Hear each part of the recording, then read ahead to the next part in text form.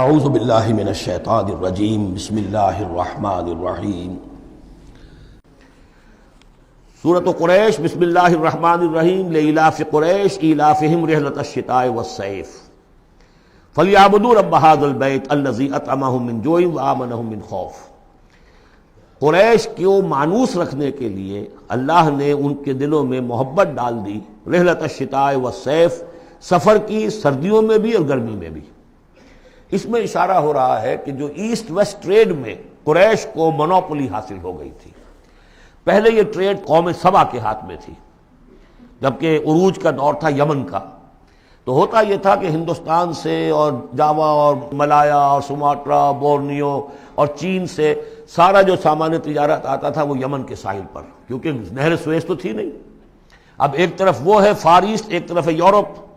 اور یورپ کو اور فار ایسٹ کو ملانے والے کوئی آبنائے نہیں ہے، پانی۔ اور وہ راستہ جو ہے round the Cape of Good Hope, وہ تو 1498 میں واسکو ڈی گاما نے تلاش کیا ہے، گویا کہ حضور کی بعثت کے بعد 800 برس بعد۔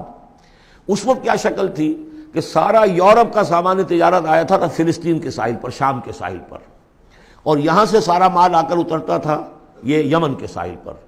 تو کچھ عرصے پہلے تک، تو کوئی 150-200 برس پہلے تک حضور سے یہ ساری تجارت یمنیوں کے ہاتھ میں تھی۔ یمنی قافلے لے کر چلتے تھے، یہاں سے اس مال کو لے گئے وہ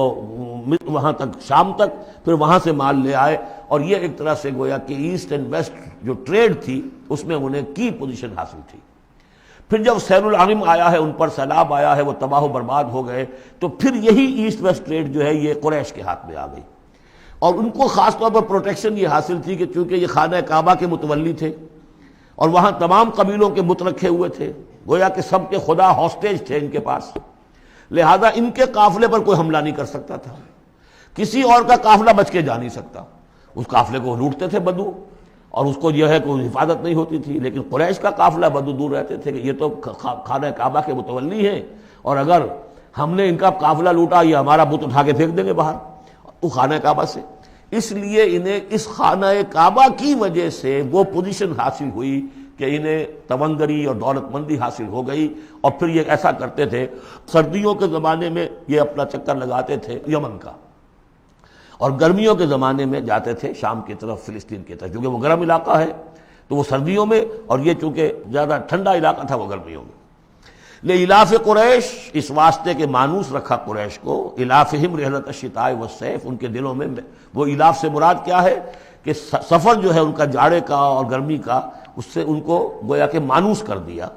فلیعبدوا رب ھذا البیت، پس انہیں بندگی کرنی چاہیے، پرستش کرنی چاہیے اس گھر کے مالک کی، اس گھر کے رب کی۔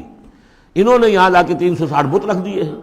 انہیں چاہیے تھا کہ خلوص اور اخلاص کے ساتھ جو اس گھر کا اصل مالک ہے، جس کی توحید کے لیے یہ مرکز بنایا تھا ابراہیم نے، ان کے جد امجد نے، اور کہا تھا کہ ربنا لیقیموا الصلاۃ، تیری نماز قائم کرنے کے لیے میں نے یہ گھر بنایا ہے، تو اس کو انہوں نے جو ہے اس کو بت قدہ بنا دیا۔ دنیا کے بت قدوں میں پہلا وہ گھر خدا کا، ہم اس کے پاس ماں ہیں، وہ پاس ماں ہمارا۔ تو کرنا یہ چاہیے تھا الذی اطعمہم من جوع، جس نے کہ انہیں طعام پہنچایا اور بھوک سے نجات دی، انہیں غذا دی، انہیں دولت دی، وآمنہم من خوف، اور ان کو امن دے دیا ہے خوف سے کہ ان کے قافلوں کے اوپر کسی حملے کا خوف اور اندیشہ نہیں ہوتا۔